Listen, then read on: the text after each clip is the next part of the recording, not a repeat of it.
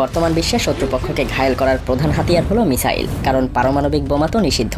আর পারমাণবিক বোমার বিকল্প হিসেবে এখন ব্যবহার করা হয় ভয়ঙ্কর এই মিসাইল। সম্প্রতি ইরান ইসরায়েলের আয়রন ডোমকে ফাঁকি দিয়ে ইতিহাসের পাতায় এক ভয়ঙ্কর অধ্যায় যোগ করেছে, যা বিশ্ববাসীকে দেখিয়ে দিয়েছে মিসাইলের ভয়াবহ ক্ষমতার আসল পরিচয়।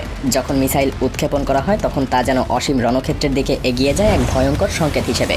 মিসাইল, যা শব্দের থেকেও কয়েক গুণ দ্রুত ছুটে চলে যেন মৃত্যুর এক অদৃশ্য দূত। প্রতিটা উৎক্ষেপণে মিসাইল যেন এক ভয়ঙ্কর সংকেত নিয়ে ছুটে চলে। এই মিসাইলের গতিতে লুকিয়ে থাকে নিরীহ মানুষের সম্ভাব্য মৃত্যুর এক মর্মান্তিক বাণী। যেমন আগুনের লেলিহান শিখা ছড়িয়ে পড়ে চারপাশে, তেমনি মিসাইলের বিস্ফোরণও মুহূর্তেই এক ধ্বংসাত্মক বিস্ফোরণ, যেখানে পৃথিবী একেবারে থমকে যায়। ধ্বংস হয়ে যায় শত্রুর ঘাঁটি, বাড়ি, ভবন এবং অস্ত্রশস্ত্র। আধুনিক যুদ্ধের এক নতুন বাস্তবতা। পারমাণবিক অস্ত্রের ব্যবহার নিষিদ্ধ হওয়ায় সবার কাছে মিসাইল হয়ে উঠেছে এক জনপ্রিয় অস্ত্র। এটা ব্যবহৃত হয় একাধিক পরিবেশে, সড়কে, আকাশে, এমনকি সমুদ্রের গভীরে পর্যন্ত।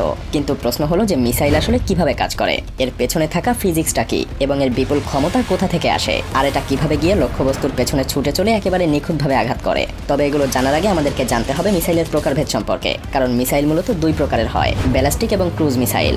ব্যালিস্টিক মিসাইলগুলো এমনভাবে ডিজাইন করা হয় যে এটা উৎক্ষেপণের পর নিয়ন্ত্রণের প্রয়োজন হয় না, আর তাই একে বলা হয় আনগাইডেড মিসাইল। কিন্তু ক্রুজ মিসাইলগুলো এর পুরোপুরি বিপরীত, যেগুলো উৎক্ষেপণের পরও নিয়ন্ত্রণ করা যায়, তাই এগুলোকে বলা হয় গাইডেড মিসাইল। তাই যখন ক্রুজ মিসাইল শত্রুপক্ষকে লক্ষ্য করে ছুটে চলে তখন তা যেন শত্রুকে ধ্বংস করেই তবেই ক্ষান্ত হয়। শত্রু যেখানে যেতে থাকে, যেভাবে যেতে থাকে, ঠিক তার পিছু পিছু সেভাবেই প্রবল গতিতে ছুটতে থাকে এবং শত্রুকে ধ্বংস করে দেয় এই ক্রুজ গাইডেড মিসাইল।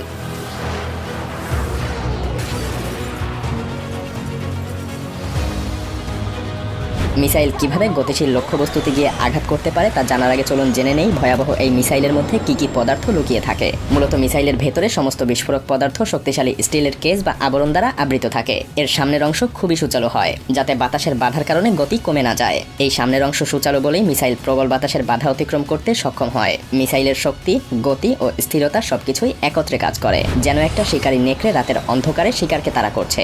সত্যি বলতে মিসাইলের কার্যকারিতা দেখলে মনে হয় যেন মিসাইলের প্রাণ আছে। শুধু তাই না, মিসাইলের ডানা বা পাখাগুলো ইলেকট্রনিকভাবে নিয়ন্ত্রিত হয়, যা মিসাইলকে বিভিন্ন দিকে মোড় নিতে সাহায্য করে। যখন এই পাখাগুলো নিয়ন্ত্রণ করা হয় তখন মিসাইলের উপরে, নিচে, ডানে, বামে যে কোনো অ্যাঙ্গেলে যে কোনো মুহূর্তে বাঁক নিতে পারে।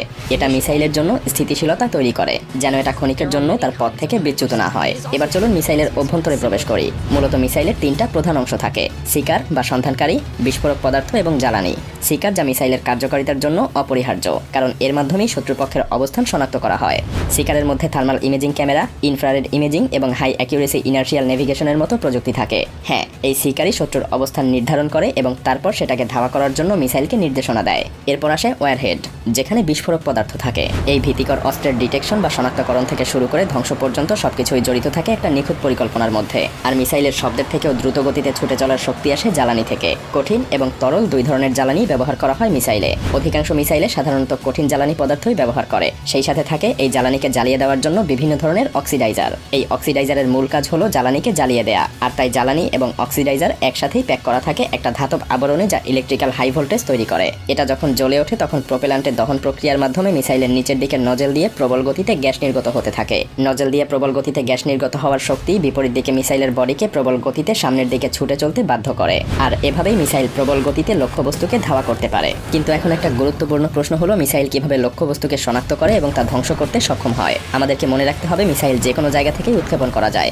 এটা হতে পারে আন্ডারগ্রাউন্ড, ফাইটার জেট বা গাড়ি থেকে। তবে মিসাইলের একটা বেজ স্টেশন থাকে, যেখানে একটা রাডার থাকে, যা তার চারপাশে রেডিও ওয়েভ ছাড়তে থাকে। যখন শত্রুর কোনো ফাইটার জেট লক্ষ্যবস্তুর রাডারের রেঞ্জে প্রবেশ করে তখনই এটা শনাক্ত হয়ে যায়। শনাক্তকরণের এই প্রক্রিয়া কখনো কখনো মহাকাশে থাকা স্যাটেলাইট প্রযুক্তি ব্যবহার করেও করা হয়, যা এক দেশ থেকে অন্য দেশে মিসাইল নিক্ষেপের কাজে ব্যবহার করা হয়। হ্যাঁ, এভাবেই রাডার বা স্যাটেলাইট দিয়ে শনাক্তকারীর লক্ষ্যবস্তুর তথ্য মিসাইলের শিকারে পাঠানো হয়। শিকার তখন লক্ষ্যবস্তুকে লক করে ফেলে এবং নজেল দিয়ে জ্বালানির প্রবল গতির কারণে লক্ষ্যবস্তুর দিকে অগ্রসর হতে থাকে।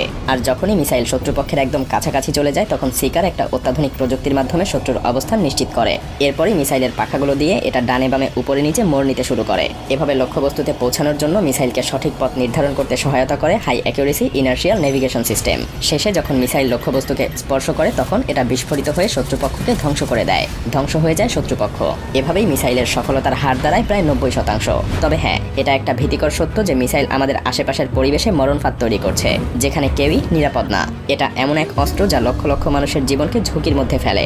আধুনিক যুদ্ধের এক নতুন বাস্তবতা, যেখানে প্রযুক্তির ক্ষমতা আমাদের মস্তিষ্কে ভীতির সৃষ্টি করে। আর তাই বলাই যায় এটা শুধু একটা প্রযুক্তিই না, বরং এটা একটা ধ্বংস এবং প্রাণনাশের প্রতীক। পুরো পৃথিবী জুড়ে হাজার হাজার মিসাইল প্রস্তুত হয়ে আছে তার ধ্বংসযজ্ঞ প্রদর্শন করার জন্য। কোনো এক মহাযুদ্ধে হয়তো সব মিসাইলই দেখিয়ে দিবে তার ভয়াবহ ক্ষমতা। তাই আমাদের উচিত প্রার্থনা করা সেই দিন যেন পৃথিবীবাসীকে দেখতে না হয়।